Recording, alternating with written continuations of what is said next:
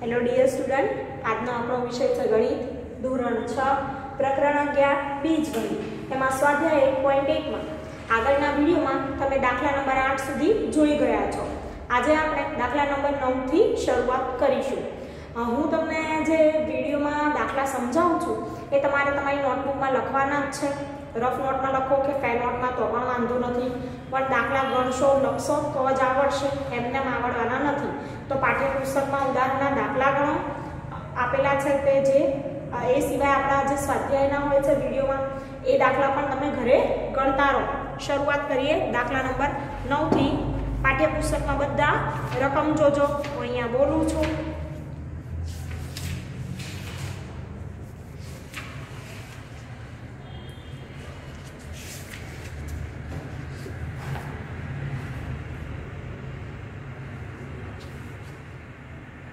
जो मम्मीए लाडू बनाव्या, तेणे केटलाक लाडू मेहमानो अने कुटुंबीजनोने आप्या, पछी 5 लाडू बाकी रह्या।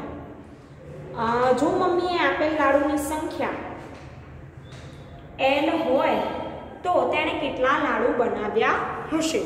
हवे ज्यारे आवी रीते रकम आपी होय अने दाखला गणवाना थाय तो तमारे पहेला रकममां माहिती जोवानी के शेनी आपेली छे। अहींया लखी दाखला नंबर 9 लाडूनी वात छे। मम्मीए एमां मेहमान ने कुटुंबीजनोने आप्या छे अने पछी 5 लाडू बाकी रह्या। तो जो मम्मीए आपेला लाडूनी संख्या अंदर आपी छे। मम्मीए आपेला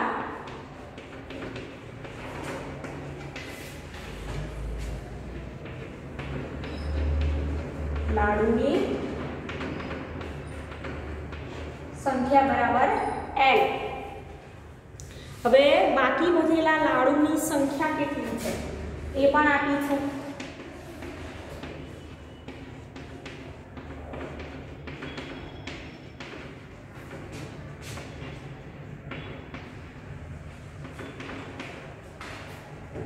पांच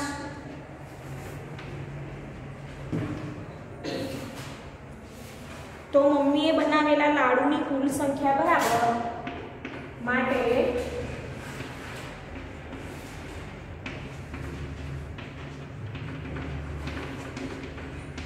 बनावेला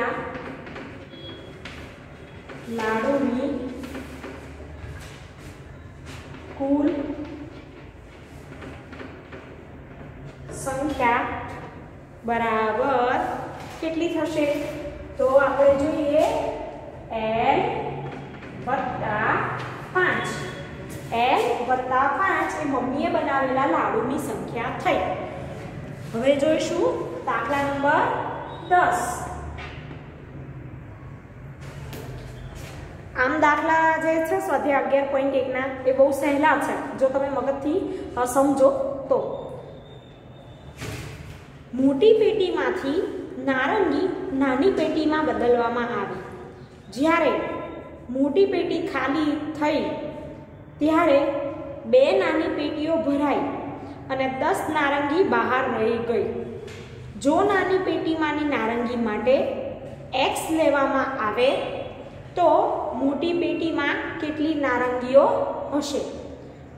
अहींया नारंगीनी वात छे अने 2 पेटी छे, मोटी पेटी नानी पेटी। एमांथी 2 नानी पेटीओ भराई गई, 10 नारंगी बहार रही एवुं कीधुं छे। नानी पेटीनी नारंगी माटे X धारवाना। तो आपणे पहेला लखीशुं नानी पेटीमांनी नारंगीनी संख्या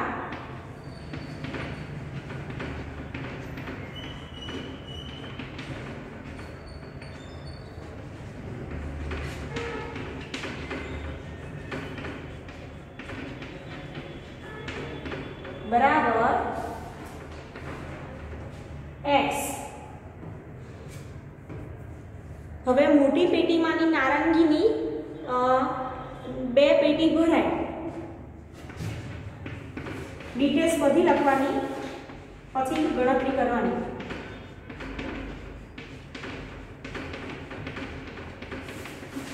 मोटी पेटीमांनी नारंगीनी नानी 2 पेटी भराई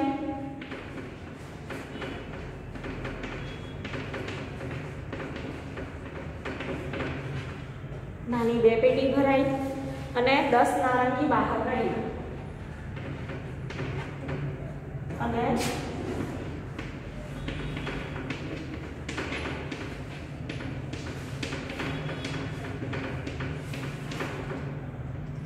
નારંગી બહાર રહી તો માટે નાની 2 પેટીમાંની કુલ નારંગીની સંખ્યા નાની 2 પેટીમાંની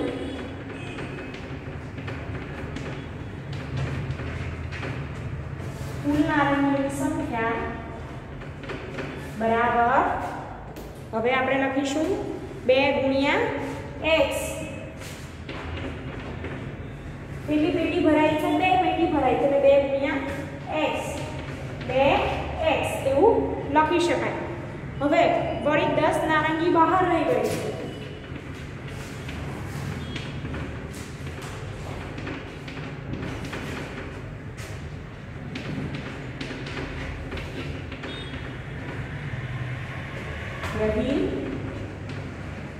ગઈ છે એવું કીધું તો મોટી પેટીમાંની કુલ નારંગી માટે મોટી પેટીમાંની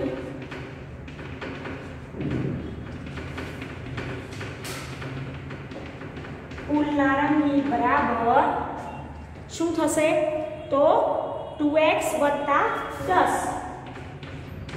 2x અને બીજી કેટલી 10 આમ મોટી પેટીમાં 2x + 10 નારંગી હશે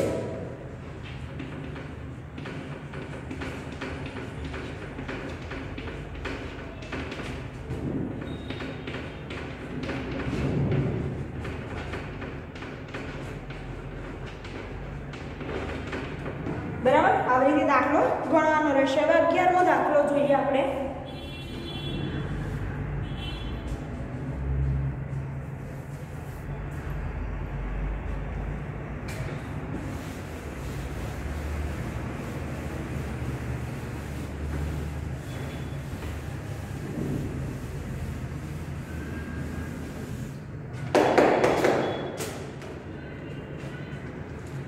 રકમ વાંચીશું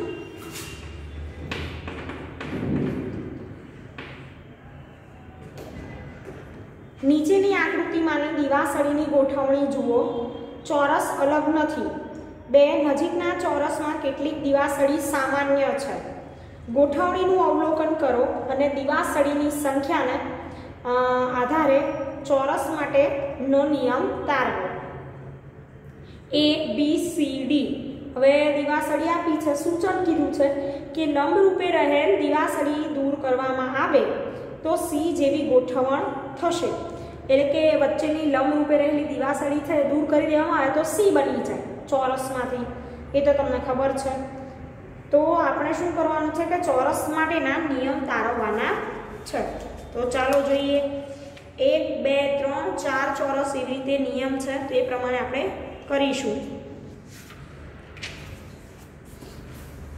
આકૃતિ જોજો એટલે તમને સમજણ પડશે પહેલા કે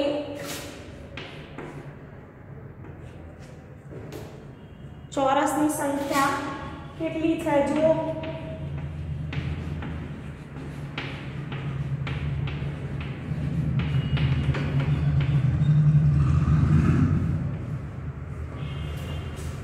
ચોરસની સંખ્યા બરાબર 1 દિવાસળીની સંખ્યા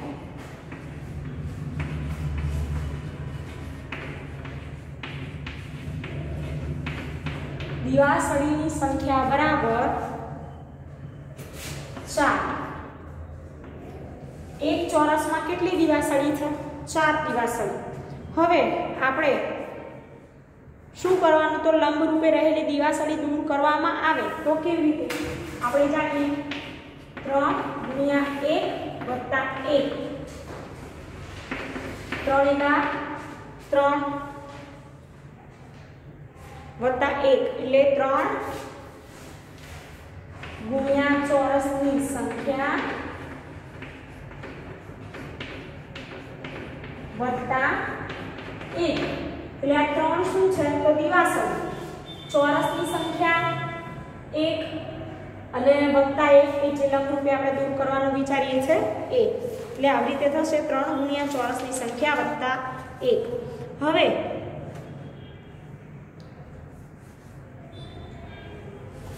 ચોરસની સંખ્યા બીજું જુઓ કેટલી છે તો 2.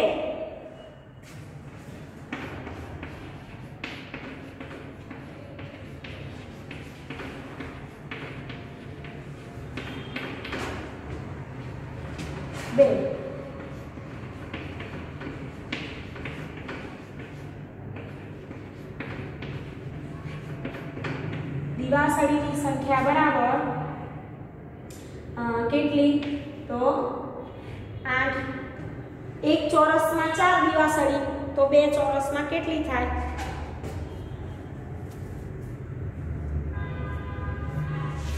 હવે અહીંયા ચોરસ કેવા છે? જોઈન્ટ છે. 2 ચોરસ વચ્ચે એક દિવાસળી છે એટલે કેટલા થશે? 7 બરાબર. હવે 7 બરાબર શું કરવાનું તો 3 ગુણ્યા 2 ચોરસ કેટલા? 2 વત્તા 1 તો 3 ગુણ્યા ચોરસની સંખ્યા વત્તા 1 આમ લખાશે. હવે સી જુઓ આકૃતિ, એમાં ચોરસની સંખ્યા 3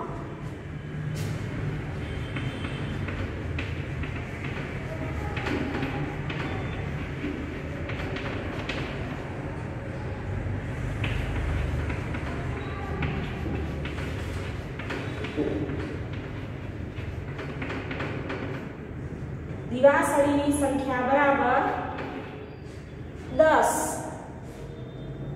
હવે કેવી રીતે ગણતરી કરીશું તો 3 ગુણ્યા 3 વત્તા 1 3 ગુણ્યા 3 એટલે ચોરસની સંખ્યા છે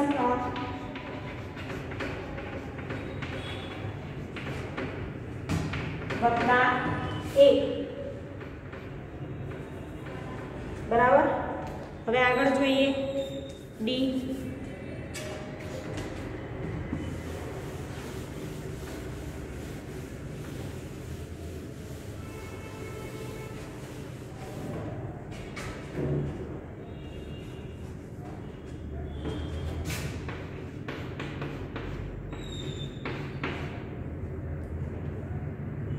ચોરસની સંખ્યા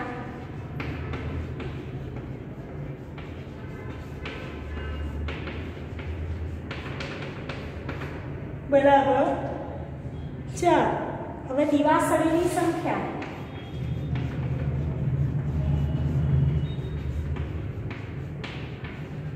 તો તમારે દિવાસળીની સંખ્યા અંદર ગણવાની રહેશે. દિવાસળીની સંખ્યા ગણશો એટલે કેટલી થશે? 13 બરાબર 3 ગુણ્યા 4 વત્તા 1 3 ગુણ્યા ચોરસની સંખ્યા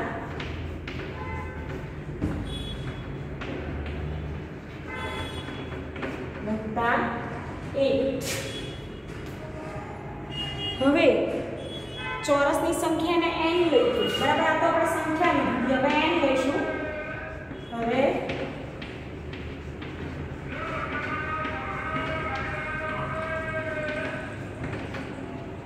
સંખ્યાને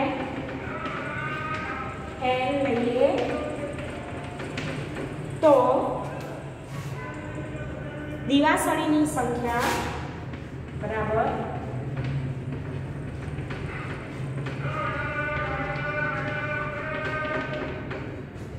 n ગુણ્યા શું લખીશું? ચોરસની સંખ્યા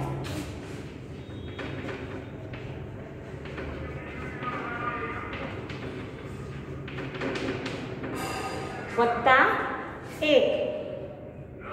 હવે દિવાસળીની સંખ્યા બરાબર અહીંયા આપણે લઈશું 3 ગુણ્યા ચોરસની સંખ્યા વત્તા 1. હવે 3 ગુણ્યા ચોરસની સંખ્યા આપણે કેટલી લીધી? n. તો n લખ્યા વત્તા 1. તો અહીં નિયમ શું થશે?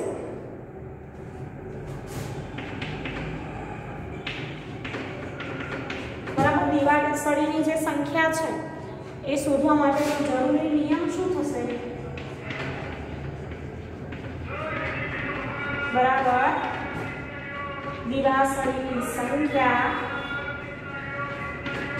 બરાબર 3n વત્તા 1. આ શું છે? એ સંખ્યા દર્શાવે છે. હવે આગળ જોઈશું બી.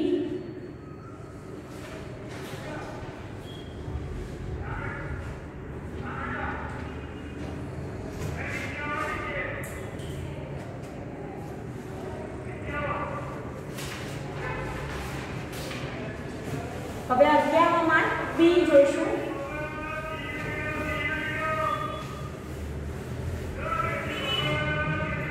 હવે એમાં નીચેની આકૃતિ ત્રિકોણની મેટ્રિક પેટર્ન દર્શાવે છે. એવું કીધું છે કે નીચેની આકૃતિ ત્રિકોણની મેટ્રિક પેટર્ન દર્શાવે છે. પ્રશ્ન 11 માં દર્શાવ્યા પ્રમાણે એવો સામાન્ય નિયમ તારવો કે જે ત્રિકોણની સંખ્યાના પદમાં જરૂરી દિવાસળીની સંખ્યા બતાવે. તો આપણે જોઈશું અહીંયા કે ત્રિકોણની સંખ્યા બરાબર 1. પહેલું જુઓ, ત્રિકોણ આપ્યો છે એમાં ત્રિકોણની સંખ્યા કેટલી? A B C માં D માં જુઓ, A માં 1 છે, B માં 2, C માં 3, D માં 4 ત્રિકોણ બને છે. તો આપણે જોઈશું ત્રિકોણની સંખ્યા બરાબર 1.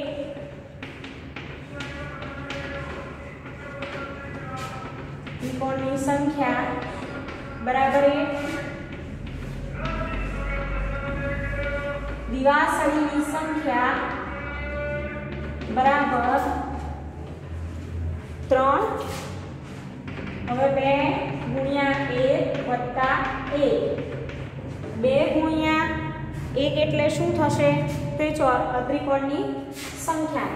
એમાં આખું ડિટેલ્સ લખવાની જરૂર નથી, તમને ખબર છે 2 ગુણ્યા 1 એટલે ત્રિકોણની સંખ્યા વત્તા 1 અને જવાબ આવશે.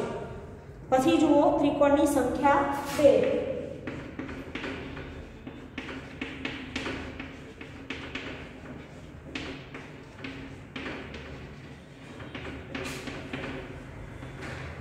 ત્રિકોણની સંખ્યા બરાબર 2. હવે દિવાસળીની સંખ્યા, તો તમે ગણતરી કરો કેટલા ત્રિકોણ છે. અરે દિવાસળીની સંખ્યા કેટલી છે? ત્રિકોણ તો 2. દિવાસળીની સંખ્યા જુઓ 1 2 3 4 ને 5. તો અહીંયા આવશે 5 બરાબર 2 ગુણ્યા 2 વત્તા 1. 2 શું છે? ત્રિકોણની સંખ્યા થઈ. હવે ત્રિકોણની સંખ્યા 3. 3 ત્રિકોણ માટે ગણતરી કરીએ. ત્રિકોણની સંખ્યા બરાબર 3. તો દિવાસળીની સંખ્યા બરાબર, હવે 3 ત્રિકોણ આપ્યા છે એમાં દિવાસળીની સંખ્યા ગણો. 1 2 3 4 5 6 7. કેટલી છે? 7. તો અહીંયા લખીશું 7. 2 ગુણ્યા 3 વત્તા 1 એટલે 2 શું છે? આગળ લીધા આપણે અને પછી 3 ત્રિકોણની સંખ્યા ને વત્તા 1 એટલે ટોટલ કેટલા થશે? 7 થશે. હવે ડી જોઈએ.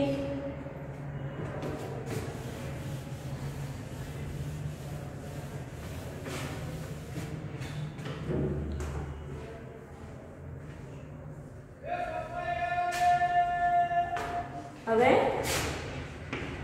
બીજો તો ત્રિકોણની સંખ્યા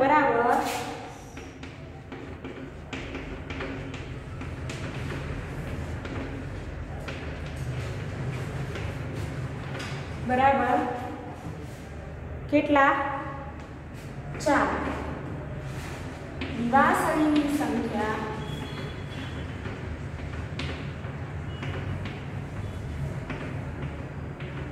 બરાબર 9. કેટલી થઈ દિવાસળીની સંખ્યા? 9. હવે 2 ગુણ્યા 4 વત્તા 1 બરાબર થશે. હવે ત્રિકોણની સંખ્યા n લઈએ તો એવું કીધું છે. હવે આપણે બીજગણિત ઉપર જઈએ. હવે ત્રિકોણની સંખ્યા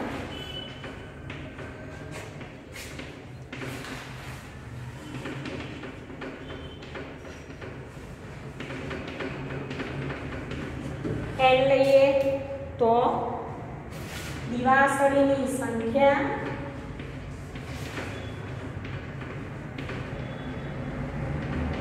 બરાબર શું થશે 2 × n + 1 તો જરૂરી નિયમ બરાબર દિવાસળીની સંખ્યા બરાબર 2n + 1 આ થયો નિયમ। તો અહીંયા આપણું આ સ્વાધ્યાય 11.1 પૂર્ણ થાય છે। એમાં તમે શું શીખ્યા તો નિયમ બરાબર કે કયા નિયમનો ઉપયોગ કરી અને ગણતરી થાય। એ ઉપરાંત તમારે કોઈ સંખ્યા આપી હોય તો એના માટે બી છે કે એન એસ કેવી રીતે ધારી અને પછી ગણતરી કરવાની રહેશે। તો આપણે જે સ્વાધ્યાય 11.1 જેટલા દાખલા ગણ્યા એ બધા તમે નોટબુકમાં ગણજો અને બધા દાખલા ગણશો, વારંવાર પ્રેક્ટિસ કરશો તો તમને સરળતાથી દાખલા આવડશે। આવી રીતે બીજા કોઈ રકમ બધીને પણ દાખલા પૂછાય તો પણ તમે ગણી શકશો। તો ઘરે છો અત્યારે ઉદાહરણના દાખલા વધારે ગણો, ઘડિયાળની તૈયારી કરતા રહો। ઘડિયાળ ના આવડે તો 30 સુધીના ઘડિયાળ તૈયાર કરવા જોઈએ। તમારે 6થા ધોરણમાં છો, ઘડિયાળ નહીં આવડે તો ગણતરી આવડશે નહીં। તો વધારે ને વધારે પ્રેક્ટિસ કરતા રહો। Thank you.